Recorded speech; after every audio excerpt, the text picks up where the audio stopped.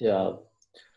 Actually, I made the changes according to the comments you gave, and like the this part, I just changed it to like when you mentioned, you said just try to make it specific, and yeah, I just analyze it to like two big category, and um, yeah.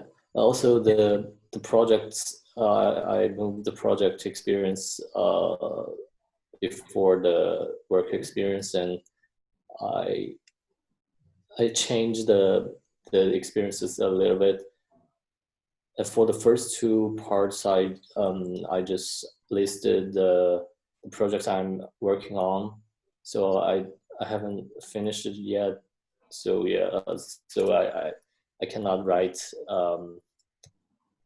that much information about that.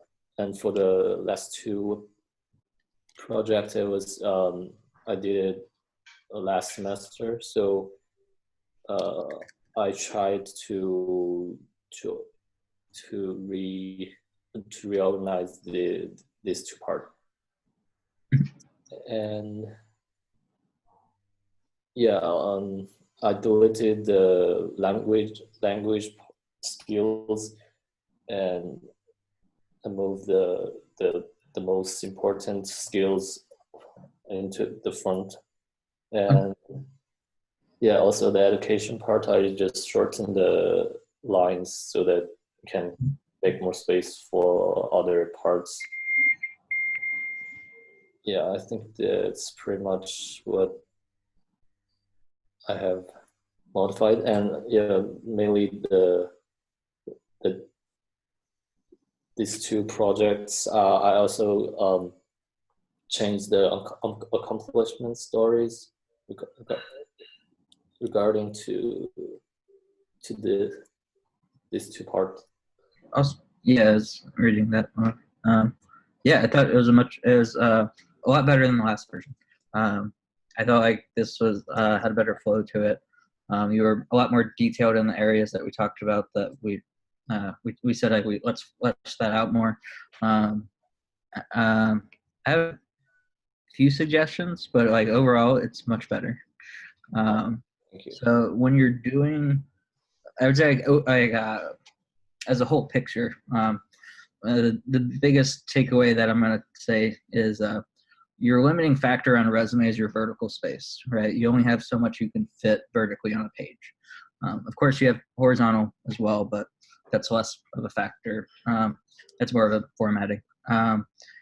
And so anything that you can do that would save yourself a line is critical.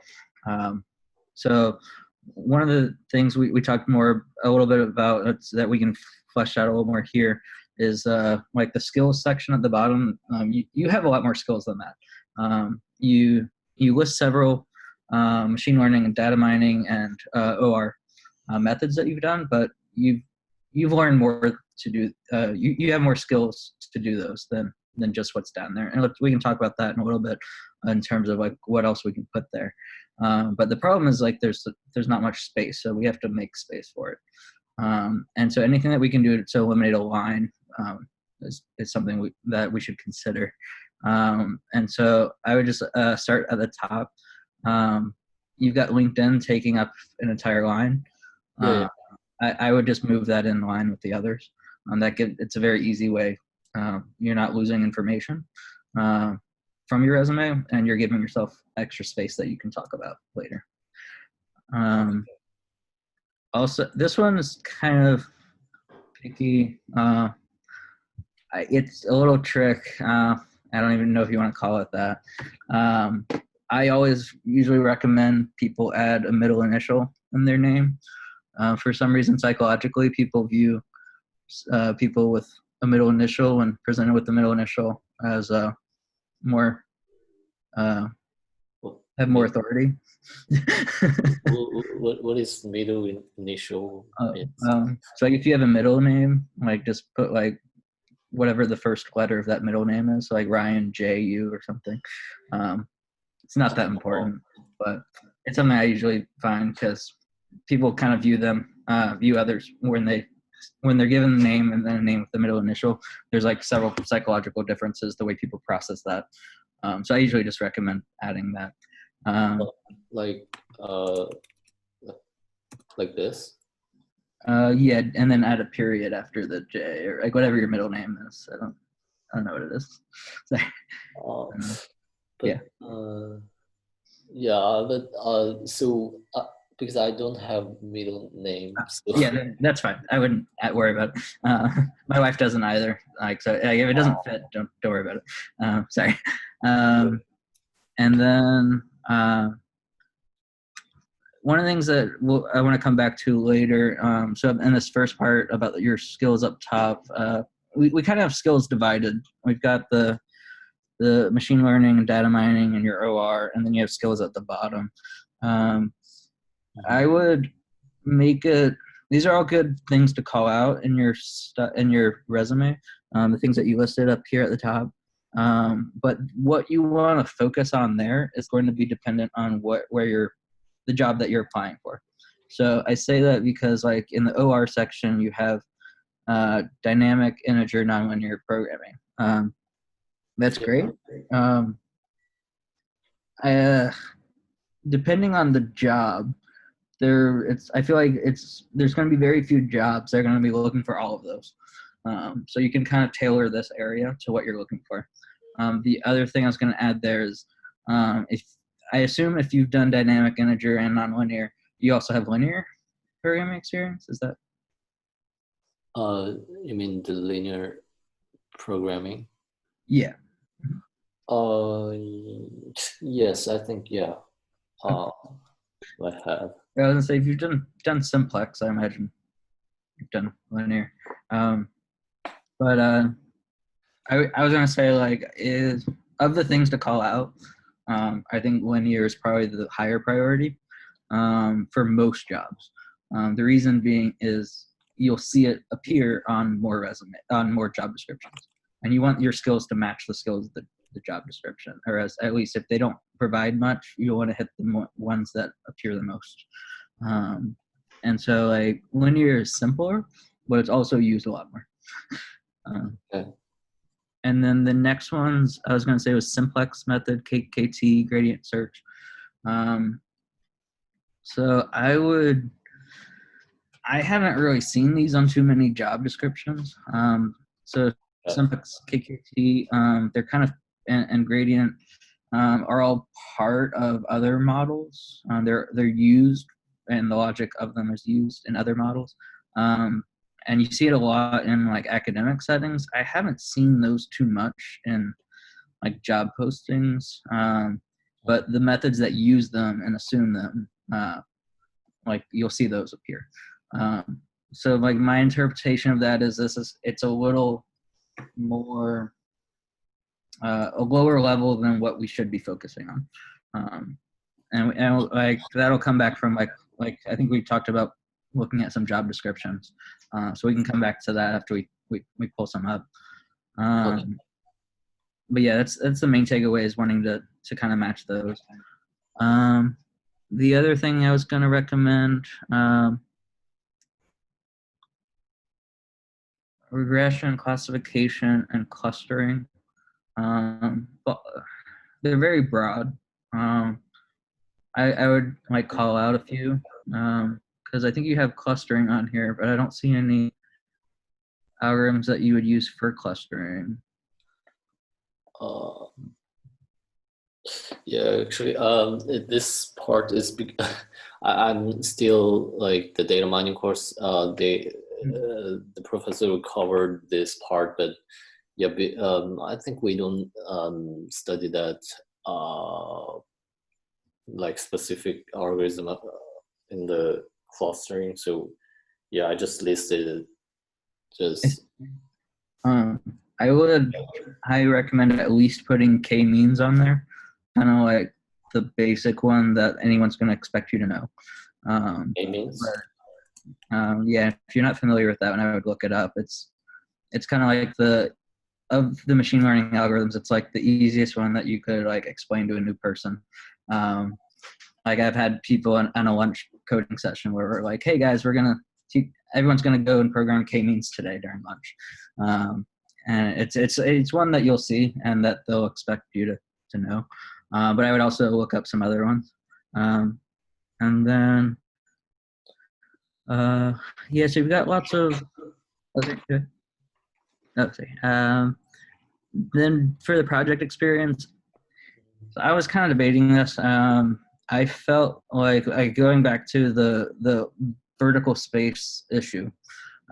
We were calling out McKelvey School of Engineering 4 times here. It's the same for each one.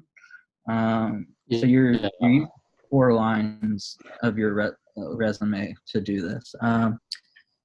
I would actually just take it out. I feel like the project experience, like where you did a school project or whether you did it on your own at home, is less important to me. If you want to put it, I would just put it once at the top, and then you could like do like a half tab, like a couple spaces, or you probably have enough space to do a full indent for each of those below it. That way it kind of still shows that it's a subgrouping of the McKelvey school. Although you could also take it all out. I don't know if Stuart has any advice on that. I think that's great guidance, Kyle. So what you would do there, for example, is maintain one line which says McKelvey School of Engineering, and then if we look down to predict, press tab at the P, press tab once. And then there you go. And then application would be, right, fall in line with those. And then what I would also do is I would because it says application 3 different times, change that. Just remove application of on all of those lines and capitalize the next immediate letter. So deep learning for image semantic segmentation. Machine learning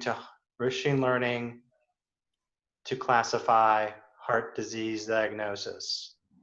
Or machine learning applied to heart disease diagnosis, and then just remove classification. Yeah, I like that a lot. I think it flows better. I would actually, to simplify that further, I would take out machine learning at the top and just say like heart disease diagnosis classification. There you go. But machine learning. Heart disease, yeah, fine. So heart disease diagnosis classification, just capital H.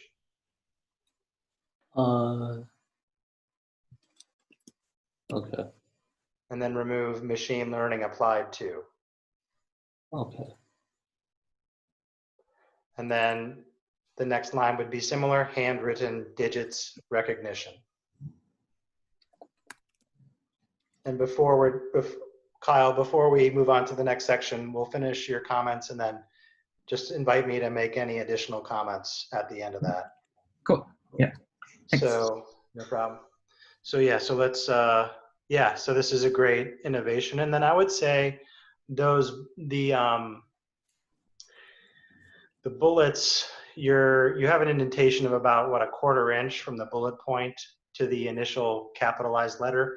You might not need that much space. Let me see about that. What if you might think about, you see you have a bullet point and then predicting a bullet point. Our team is working on it. A bullet point built logistic. What's the current indentation that you're giving? So click on, say, predicting, click on the cursor space before P, and then go to your bullet points at the top. You'll have to close out your Office update on the top left. There's a little X button. Sorry, I don't understand how to. Okay, first of all, close the Office update. There's a tan banner at the top of your screen, Office update. Just close it. All right. And then next to the P, with the cursor next to the P, go up to the bullet points under the review. Yeah, click on the down arrow. Okay, you just lost the bullet point. So click it back or press Control Z. Okay.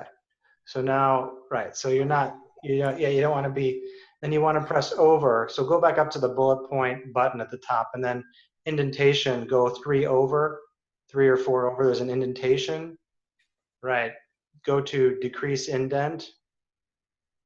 Right. And then, anyway, we can review this later. This is a minor detail. If we need to, we can. That's not the main issue. So I think we've just cleared up. We got some more real estate back, as Kyle said, by just using McKelvey School of Engineering once. And then you might think about actually to make McKelvey School of Engineering unbold. McKelvey School of Engineering, St. Louis, that whole line, remove the bold formatting. Remove. Yes, unbold, make that unbold. Yeah. And then make all and then for those titles of projects that are highlighted, or sorry, that are italicized, remove the italics and make them bold. Yeah. So, I mean, and remove the italics. Italics. So, yeah, your phrasing there is italicized. Predict future sales. So basically, you would highlight that section that you just put in bold. oh, you mean Wait, no. like this? Yeah, press return once. So you're not losing, that's fine. And then, so basically you see how your predict future sales for Russian shops is now bold? Yeah. I want you to now make that line not italicized. So if you go up to where the bold button is, there's an I button, and click that I button once. Oh, okay. Okay. Now, right. Now repeat that for all your projects. Yeah. Okay. Yeah, I think it gives it a much cleaner look. And a little hack you can do is if you like the formatting of a certain phrase, you can press Control-Shift-C. So if you like, just press your cursor on where it is and highlight deep, for example. Highlight the word deep because you like that formatting, right? And then hold down Control, hold down Shift, and then copy C. Control-Shift-C. And once you've done that, then you can highlight the next line, heart disease diagnosis classification. And in most Windows, most applications, Control-Shift-V will copy over the formatting. Oh, I think my computer Does the opposite? No. Like, and maybe your version of Windows doesn't work, or a version of Word. There you go. And then do the same thing down handwritten digits. Right. Okay. So there you go. So, and then of course you want to align everything with predict future sales. You want to keep those indentations similar. Yeah. Right. There you go. And we can go back and fix the formatting later. Let's return the mic back to Kyle. Cool. Yeah, so I think it already looks good. The other thing I was gonna say, like with regards to changing these, whenever you have things in a list, like so you've got your project experience, everything in that list should be parallel in terms of their formatting language.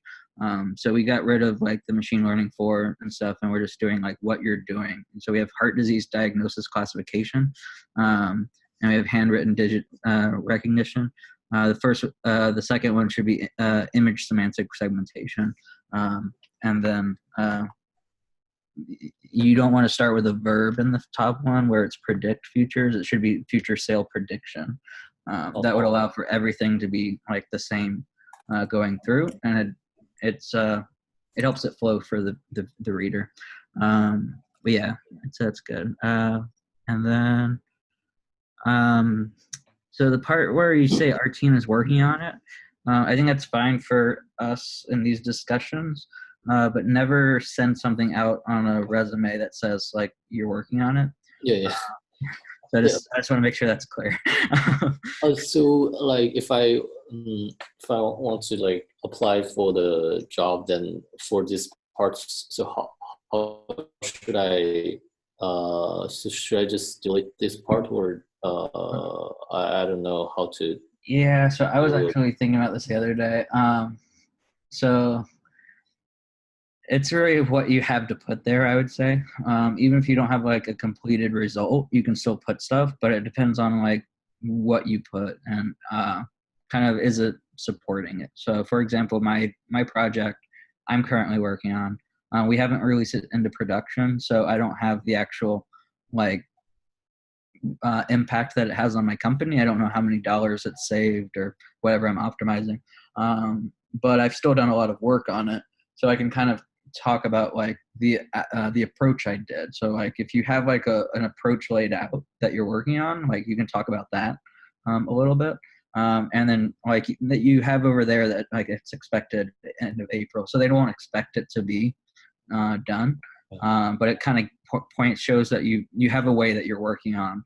And the point of these project experiences is to show that you have experience with it. So if you're working on it, that's still experience. So just make sure you're calling that out. And then the other thing is it gives you something to talk about in your conversation, which we'll come back to with the accomplishment story.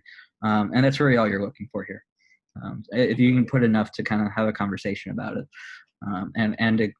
So that way they kind of know what they're doing, what you did. Okay. And then talking about space, the UCI machine learning repository part in the next one. I don't really care where you got the data set from. And that's a lot of space to put. I would just take out that whole, yeah. So That being said, it's not helping us gain vertical space. So yeah, perfect. There's I don't see it anymore, but there's something you should always look out for, which is never have like one or two words on the next line. There's a term for it. I forget what it's called, but it's this massive waste of space. And then you're having the reader do the maximum amount of work going back to the next line and then to get the minimum amount of information.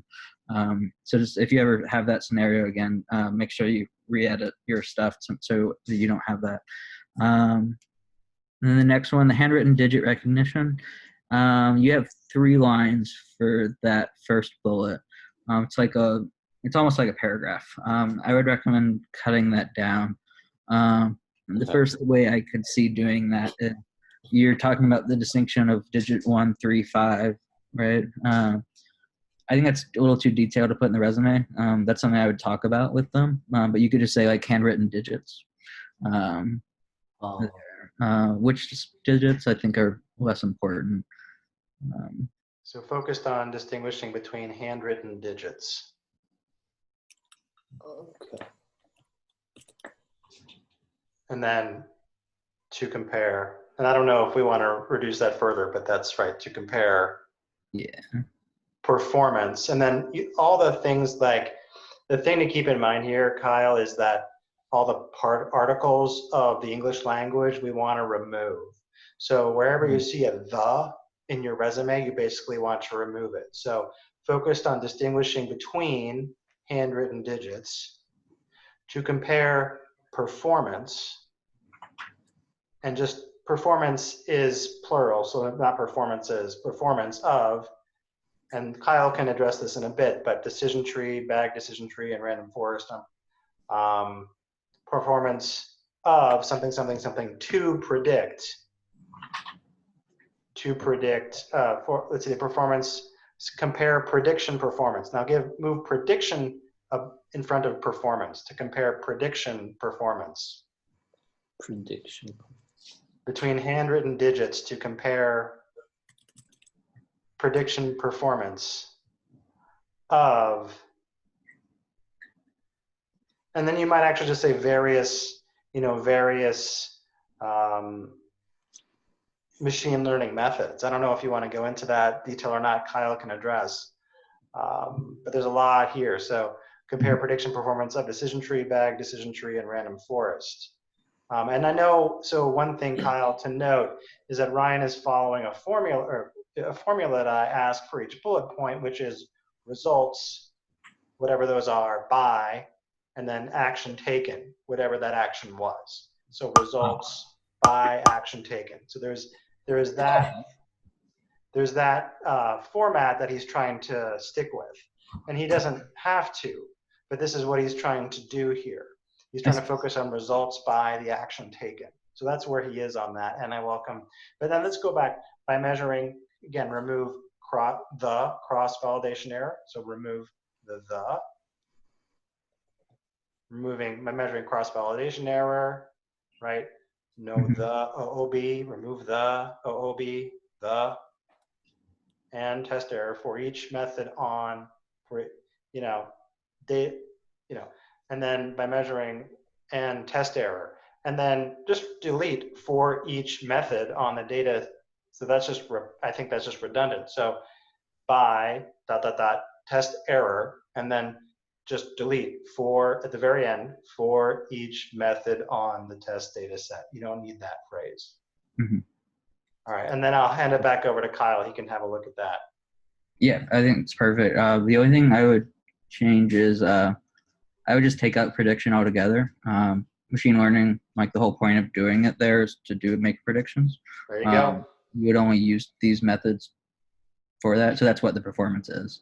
So just remove prediction, just say performance, to compare performance. There you go.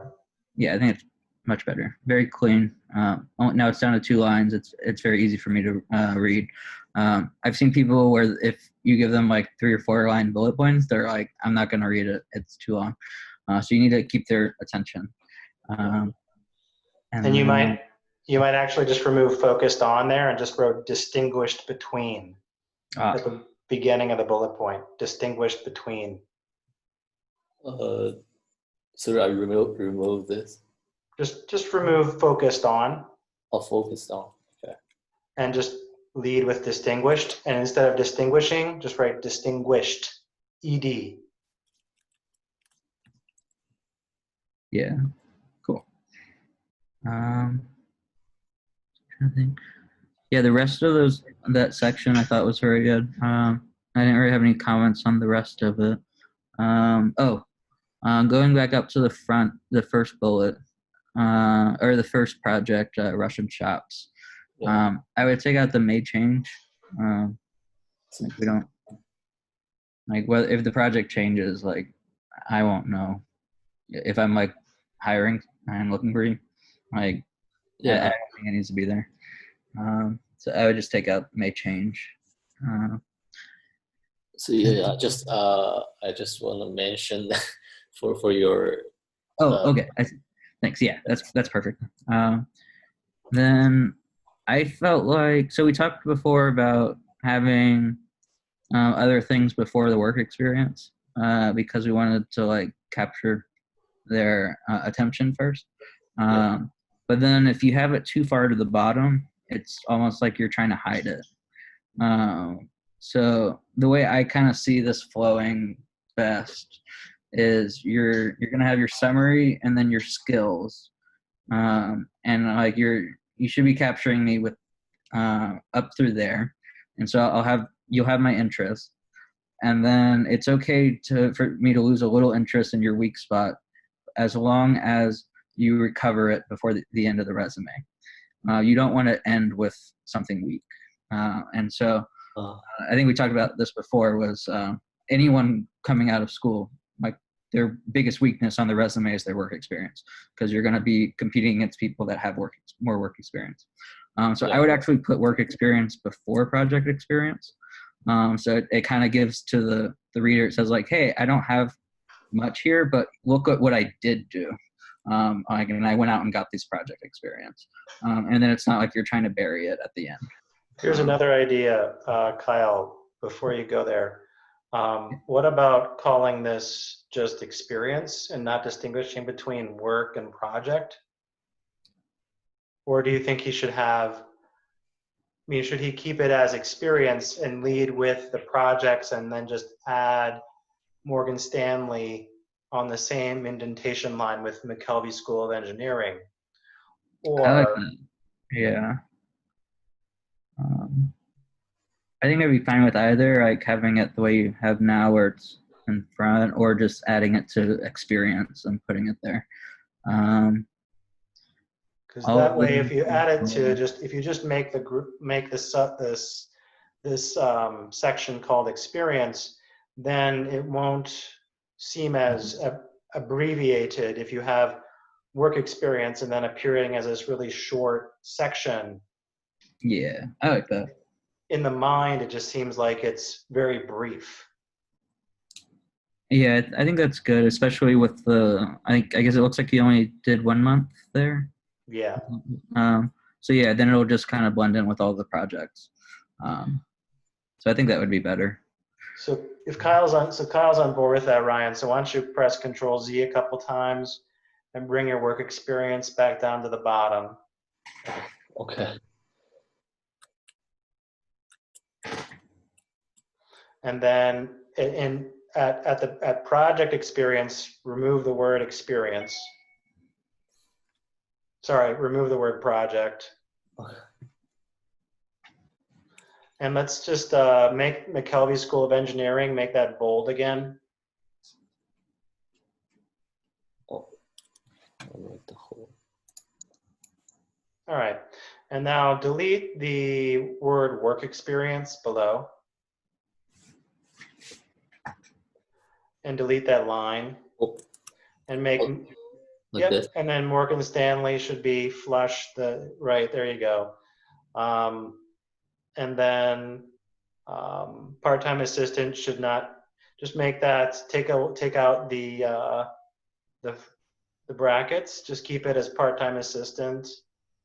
And then I would not have it italicized, just regular text. Oh. And then for consistency, below McKelvey School of Engineering, that line, just like part-time assistant, you might write graduate student, and Kyle can opine on that in a second, but it might just say graduate researcher or whatever.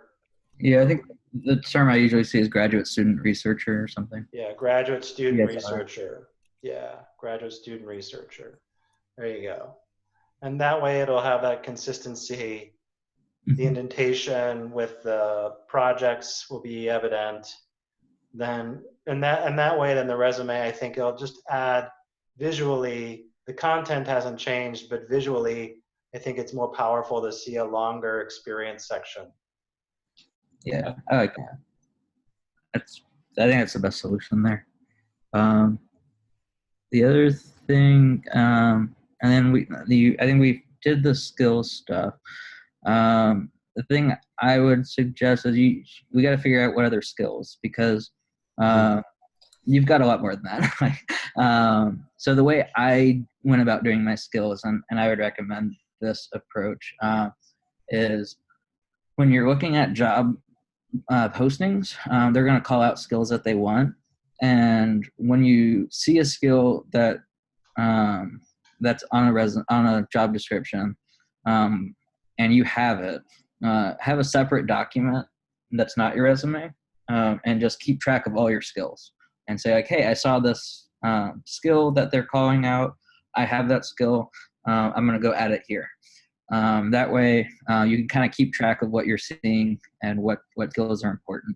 And then you can also use that as have another column of like skills that people seem to want that I don't have.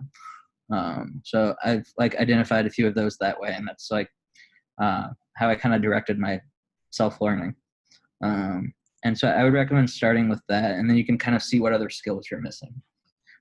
Oh, actually, I just before the meeting, I looked at one job description. I tried to write the cover letter. Yeah, you want to pull up the description real quick? Before we go to that, guys, 1 second. Ryan, we need to finish this conversation with the resume that you can send and put into production. Okay. Yeah. And we cannot have a resume. We cannot leave this document without you having it done.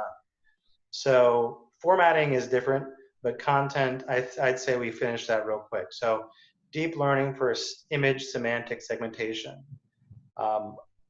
Write out a bullet point right now, which describes, just like Kyle said, he's working on it. He's done a lot of work. He might not be done with it or have the results.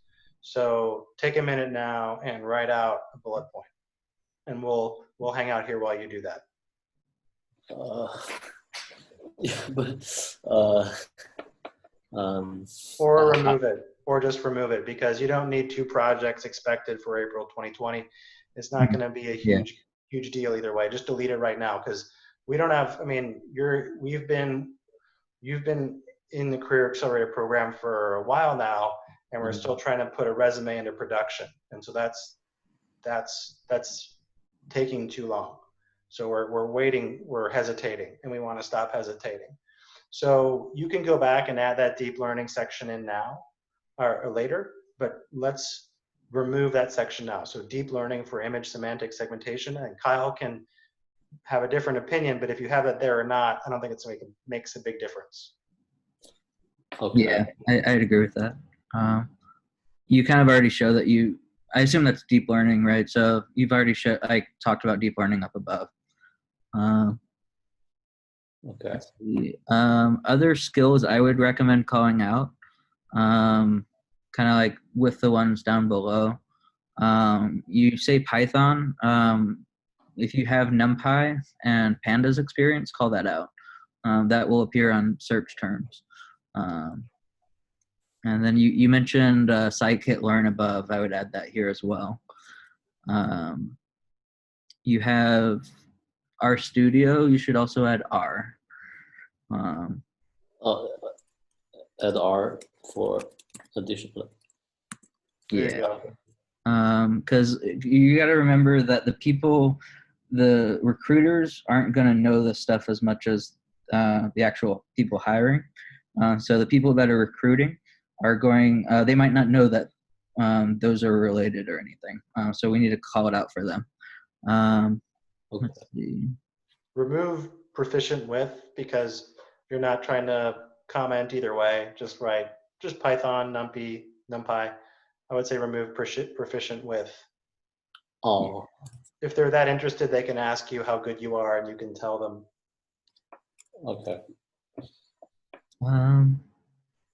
Let's see. Jupyter notebooks. I would call out Git. If you're familiar with Git, GIT. Actually not that familiar. Or you can become. Hey, if you get an interview and they like you that you know Git, then you can become familiar with it pretty quickly, probably. Yes. You can watch like a 2-hour video and know the basics. Okay. I would basically anything that's like a 2-hour video away, you should put on your skills. I've definitely done that many times. Yep. And you have a job. Okay. Let's see. There's a correlation. Git or just Git hub? So I would just call Git. They'll be using anyone will use Git. Not everyone will be using GitHub. Okay. Let's see. I'm trying to think. You have Office, which is good. The other thing I would specifically call out, since you're looking to get into like the data space, is Microsoft Excel. So I would just put MS Excel. Just Microsoft Excel. Yeah. Just write Excel. Just write Excel. Remove MS Office. Okay. Just write Excel. It's understood that it's Microsoft.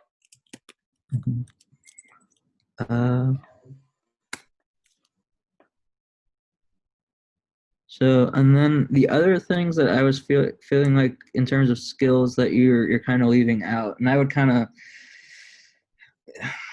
one of the things I've been debating, I was curious Stuart, what your thoughts were, is you've got like the machine learning and data mining up top, and you have OR right below that, but then your skills are down below. I feel like those are really closely tied. Mm-hmm. And it kind of confuses me why they're separate. So I would actually just move skills up top. Yeah. I mean, you could have a section called skills right below professional summary. Yeah, I think that would be best, to just copy that and put it up there, and we can. Just pop that up. You're doing a great job, Ryan. You're making a lot of progress here. Great to see. Now, exactly how would you format that? One was a bullet point, one's not. You could just remove the bullet point from Python. Yeah, you can call that tools and languages, or if you want. There you go. tools and languages. Oh no, keep skills, but like put Python, that whole line, put that under a bold heading called skills and languages, or tools and languages. Or I would call languages first, languages and tools. Yeah, to be of the same format as machine learning and data mining, I think. Yeah. Okay. So, bold. This word. Now, in terms of what skills you have here, and kind of like in the data science realm, what like it looks like you're missing.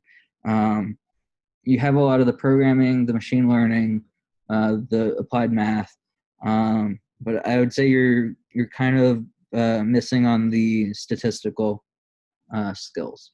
So I would like specifically call out statistical inference. Let's see. I think you have time series below. So if you have time series analysis, put that up top as well. Let's see. Data analysis, data modeling, or exploratory data analysis. These are skills that will appear on searches that you'll want to hit. So I make a separate line for statistics. Sure, yeah. I like that. And while you're at it, Ryan, I think what you could do actually here in terms of formatting is after the colon, you don't have to have a return character. You could just have languages and tools, colon, and then go right into Python, NumPy, etc. And then just press delete basically right next to the Python, a couple times. And then have that formatting below. So machine learning and data mining, and then make regression, because you're losing a lot of real estate. So yeah, just see what that looks like. If we like it, we can change it back. And then optimization and after linear programming, and then introduce a new line entirely called statistical inference below languages and tools, or wherever Kyle wants it.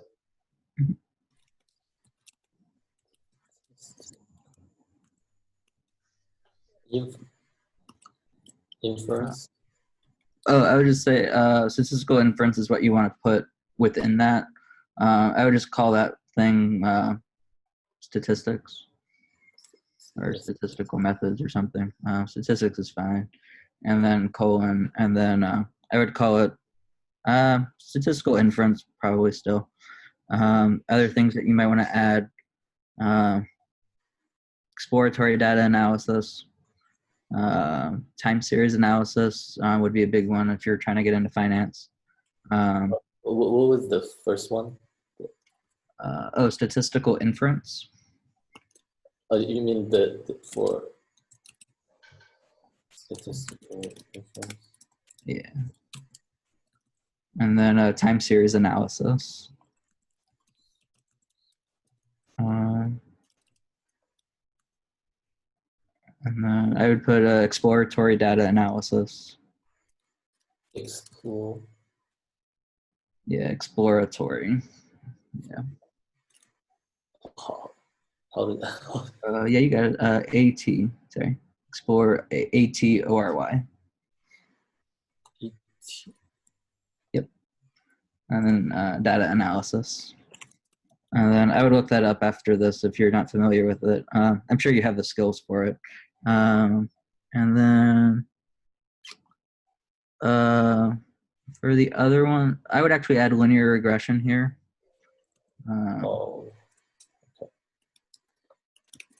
That's something you want to specifically call out because a lot of places will want that.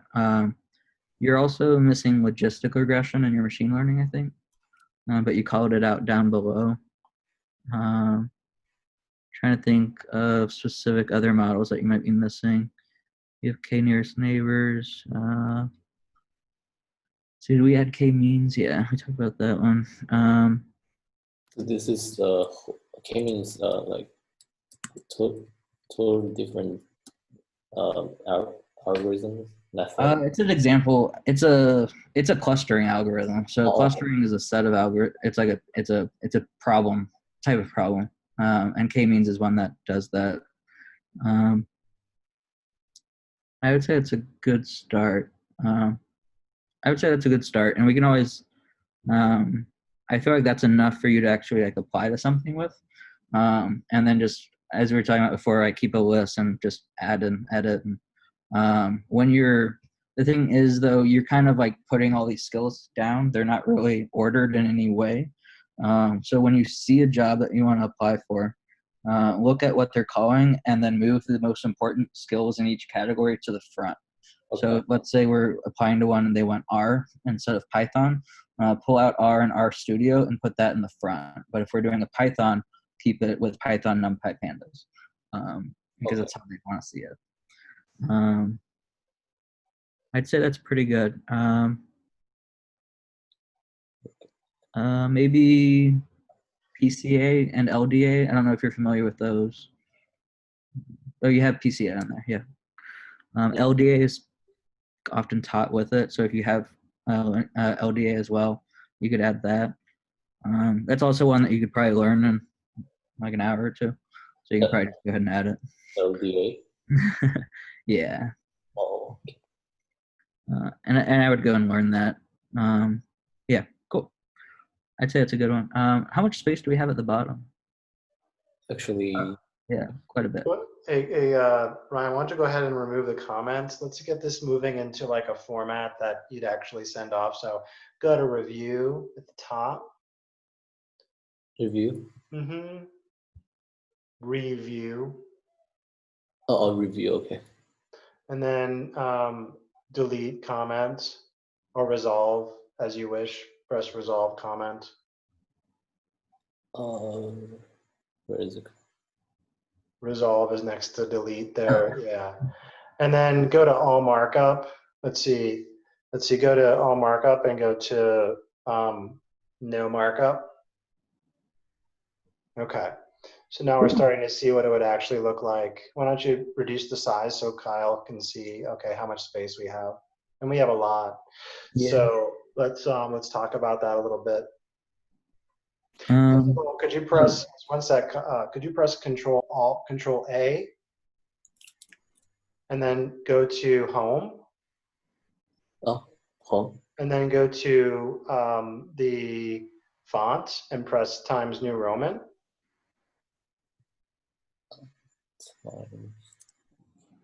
Just type in T. Just press TIMES.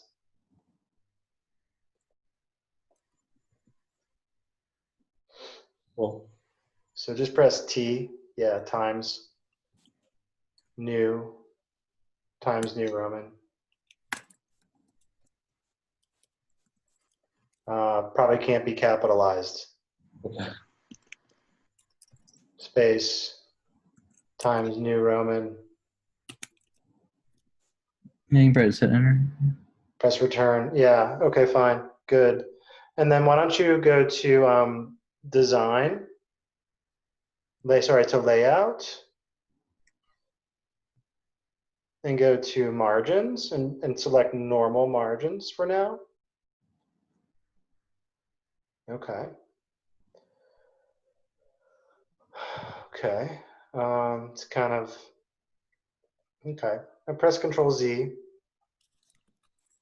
It looks like you have some. We want to make it all fit on one page, and it looks like you have some time. It's not something that Kyle and I can do on this call to play with every detail of formatting, but basically you want to format it so it fits on one page and looks like it takes up the whole page. And so you might think about where you have space, like for example, below professional summary, you could have a character return and have a space between that and results driven, for example. Below skills, between skills and language and tools, you might introduce a character return to give yourself some space. If you have too much vertical space that's empty, like right now, this resume, by the way, it looks a little bit empty just because you have this extra inch at the bottom. Why don't you take a look at that? Why don't you scroll out or zoom out so we can see it. It looks like it's a little bit unfinished. Do you know what I mean? Yeah. Okay. So, you mean like for the professional summary here? Well, I'm not saying we have to arrive at an answer right now, Okay. but You'll want to just fill out the page somewhere. you can probably solve this issue by playing with the formatting. Okay. And that could include the margins, and that could include just how much space you introduce between, say, sections. Mm-hmm. You could imagine introducing a space between each of the skills in bold. So for example, so for example, between statistics and machine learning, you could press return and introduce a space. Same thing with between machine learning and optimization. So it's not a whole lot different than like when you're preparing like a homework assignment for your school, right? Like this isn't like a totally new animal we're talking about. We're just talking about a document that looks nice and nicely formatted and is consistent. So for example, I would actually do Control All again, just press Control All, and then go to Home, and then press the italics once, and then press it twice. So once, and then once again, to remove all of the italics out of there, because you don't need any italics really. Okay. And now that gets it more consistent. Unless Kyle likes italics, in which we can put it back in, but I'm just trying to get to consistency for a moment. Yeah, I think it looks very clean now. And then Kyle's giving the thumbs up on that. So, there's things to do here, right? So there's, the indentation of the dates, right? They've got kind of out of whack. You can take a look at the spacing between two lines of, you can take a look at, say, handwritten digit recognition, right? And you see that the Voronoi diagram to realize, right? Made the Voronoi diagram. You can just get rid of that as a bullet point. Just press delete. Next to made, press backspace, delete. You can keep that line, but get rid of the bullet point. So put the cursor in front of M. Oh. And then press backspace. Backspace. Or press delete, sorry, put the cursor, so just press delete a couple more times, just delete, to get it on the line above. Delete. And then press period, relation, figure, period.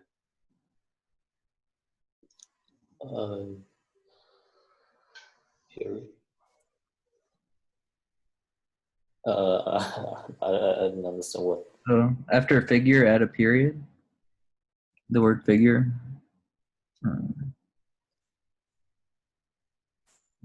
Like a dot. Add a dot. Yeah. And make a capital M. Yep. All right. And then remove the. Made Voronoi diagram. Realize. Get rid of the to. Get rid of the.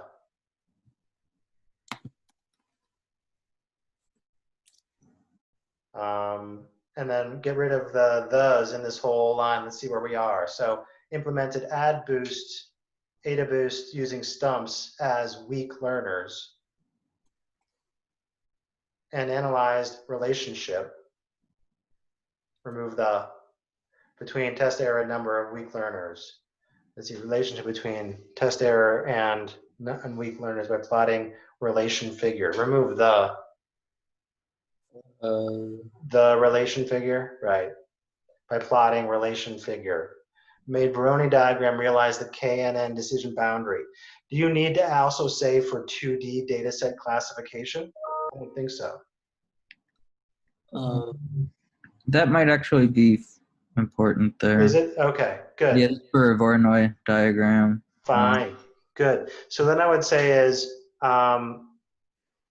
do you need to say made Voronoi diagram, or if you just say realized KNN decision boundary, does that imply Voronoi diagram?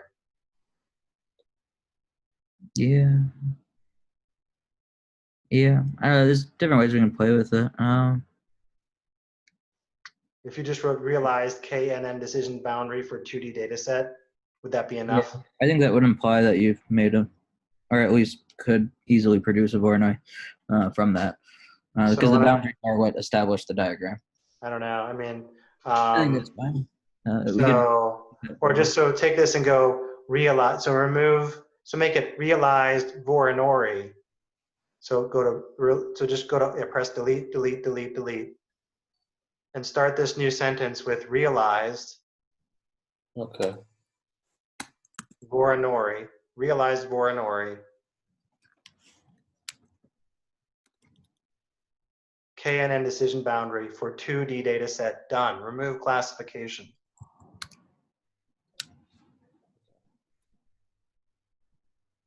There we go. So, okay, so there's stuff like this where we're trying to make this tight. We're trying to dial in the most efficient use of words. And maybe that's can be hard to do when you've been staring at your resume for months and months. Here, that's why we're here. So what we want to do now is, why don't we just press save? Okay. And then why don't we, because we're kind of coming up on an hour here, why don't we spend I don't know if Kyle has any more time, but why don't we, if you do, Kyle, let's go over to a cover letter or a job description. Have you had any chance you said you pulled a bunch of job descriptions? Why don't we go to a job description and let's implement some of the concepts that we've been talking about on the last couple of calls. For example, grabbing a cover letter or grabbing a job description and looking at, actually, Kyle, why don't I stop talking? Kyle, where do you want to take this conversation from here? I just like to pull up a description, and then we can kind of look at what they're looking for, like what their skills are that they're wanting to do, and let's talk about those real quick. Kind of like what should be pulled out. So can you pull up the job description that you? Okay.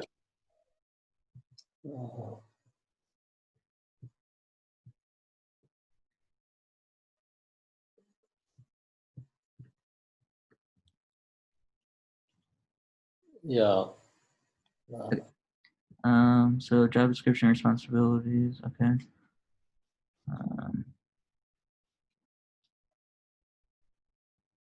Okay, so they're wanting advanced machine learning. They want predictive modeling. That's another skill that you can call out. That's one of the ones I have in my resume. Is just predictive modeling, statistical analysis. They're looking for big data with Hadoop and Spark. Those are skills I would recommend learning, but they're not necessarily the highest priority ones. I wouldn't worry about that too much. Develop insights into data. Okay. Secondary responsibilities.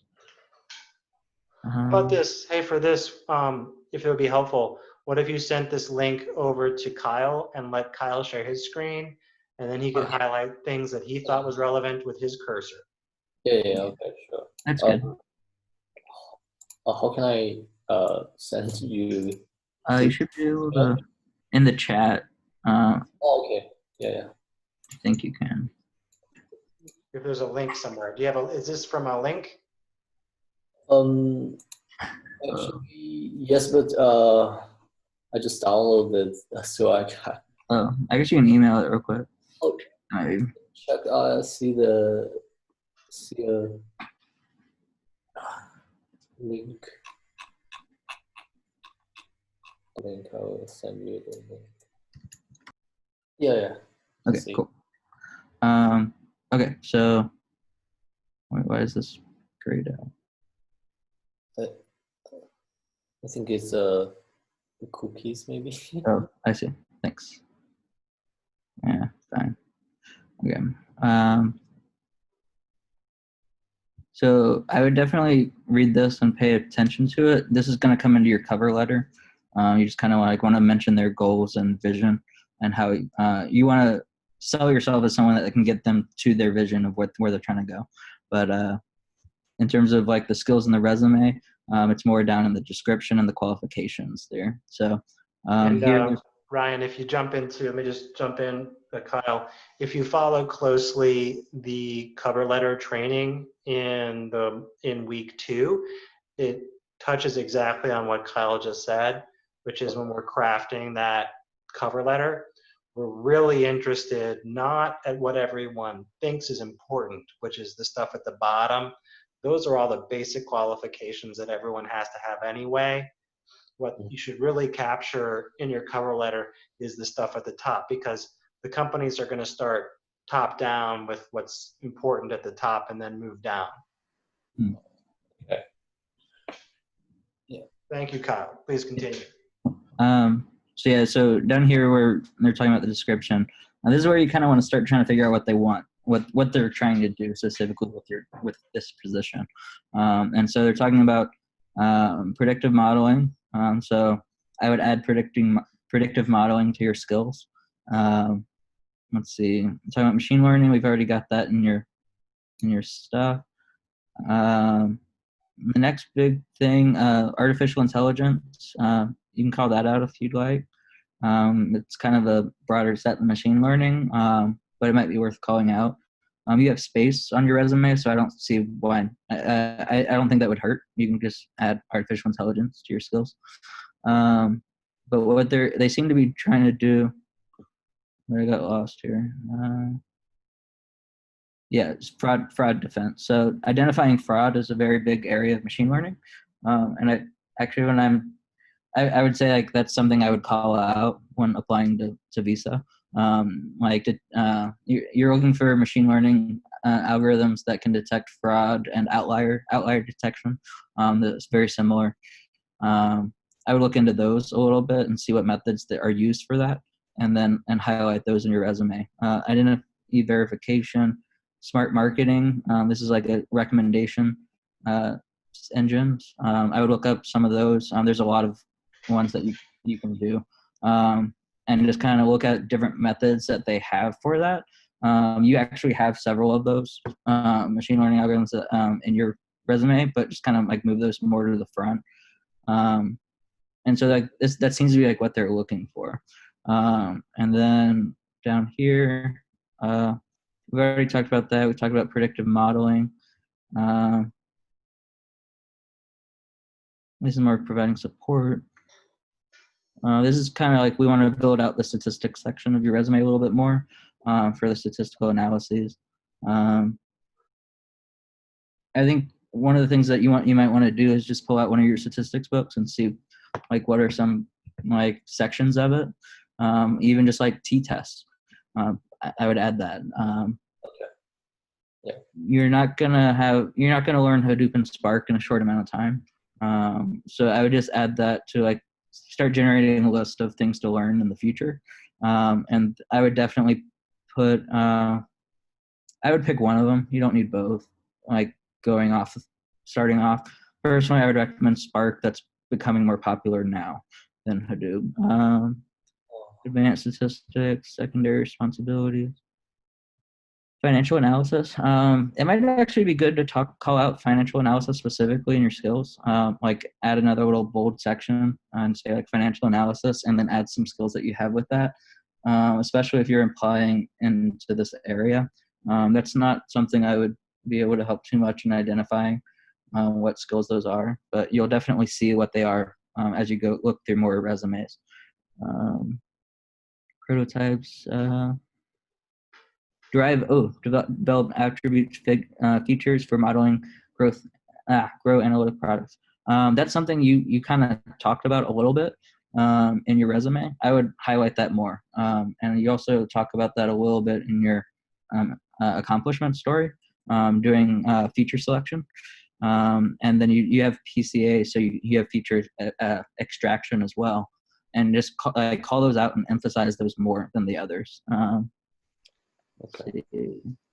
So then you have these qualifications. So production model development. So you won't have that coming out of school, but that's okay. You've got these deep neural networks. You've got RNN and CNN on there. Have you done any NLP? Oh, no. Okay. Yes, I don't think that'll be an issue. It's kind of lower on their thing. Data visualization is another skill I would add. If you don't know Tableau, you can download Tableau public on their website and just spend like 4 hours or 6 hours on like a weekend and just kind of play around with the tool. You can kind of do some free training online to kind of familiarize yourself a little bit, and that's probably all you need to get in the door. Same with Agile. You can kind of just look up some different Agile practices, study those for a few hours. Okay. And I think that's pretty much. Oh yeah, technical qualifications.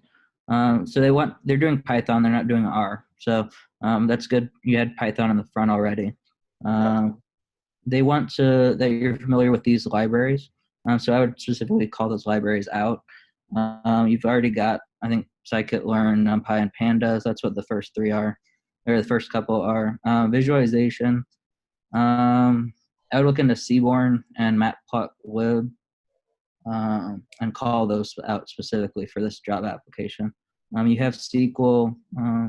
Yeah, so they call it out Hadoop up here, but they're saying Spark is a plus, so they're probably using Spark. Unix. You have a Mac, so I assume you're decent with Unix. I don't know if that's worth calling out here. I don't think that's worth putting in a resume though. SAS. I don't know if you have experience with SAS.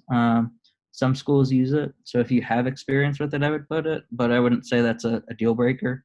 I wouldn't worry about that. I'd say overall, I think this would be, like, from your resume and what we've been talking about, I think this would be fine. The biggest things that'll probably hurt you is this. They want 1 year experience with this. But everything else you seem to have, I think. So I think it's still worth applying for. If you have the majority of the skill qualifications that they want, that's good enough. They can teach you the rest. So I'd say overall this is like a good position. Yeah, we kind of went through that really fast though. Yeah. As a next step, why don't, if you like this idea, Kyle, what Ryan Kovac do is prepare a cover letter based on this job description and the training in the Career Accelerator program for us to go through. Yeah, I like that. What do you think, Ryan? Yeah, cool. And then the idea would be to approach what you produce as the cover letter in such a way that you would see how you would implement the training on cover letters, and then we would take Kyle's input on that, and then that would be a kind of your own little guidebook for how to treat the other cover letters. Yeah. Okay. Cool. So that you could independently start producing them. Yeah. I will just start writing, and after like complete one or several cover letters that I will send to Kyle. You can send the first one too. I'll have more time this week, so I can actually respond to the emails. Okay. Yeah, we can just send me the first one as well. I've got to run right now. Thank you, Kyle. Appreciate it. Yeah, no problem. Yeah. All right, guys. So Ryan, why don't you go ahead and take your resume and put it into final form. And if you have time tonight, great. Just send that back to both myself and Kyle. Okay. And then start to get to work on those cover letters. And as you get them done, after you finish that first one, maybe for this visa application, you send that to me and Kyle as well. Okay. Yeah. Sure. Great. Good work, buddy. We're getting close. Thank you. Thank you, Stuart. You're welcome, man. Have a good night. Yeah, you too.